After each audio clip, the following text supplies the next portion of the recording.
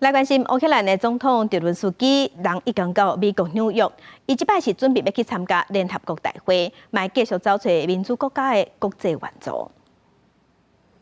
泽伦斯基准备到纽约，先去史坦顿岛大学病院，探望伫咧对俄罗斯作战受伤、骹手骨掉伫遮接受治疗、装假骹假手的乌克兰伤兵。伊当地时间19将会伫联合国大会发表演讲，并问讲伫安理会是毋是甲各国嘅代表共场。If in the United Nations still, it's a pity, but still, there is the place for Russian terrorists. It's the question, not to me. I think it's a question to all the members.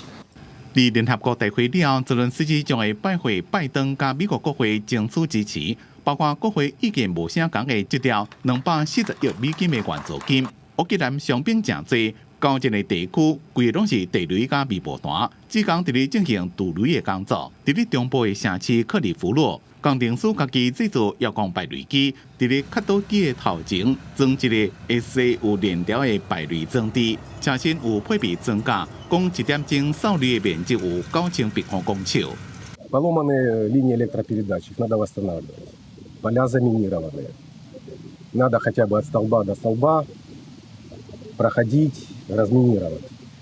Саперы вот эти 30 метров от столба до столба, а высоковольтные линии там больше расстояние. 不过，毕竟不是专业的设备，这种卡倒机甲怪手改装的排雷车，无法度保证效率。原则上，这个人程度能源杀伤性的地雷，对反坦克地雷的作用无大，消耗率高悬，操作的人也有风险。由于这么真侪所在也有地雷，所以救援工兵单位仍然继续落去装卡，教村民甲囡仔安怎保护家己。公司新闻，施惠中编译。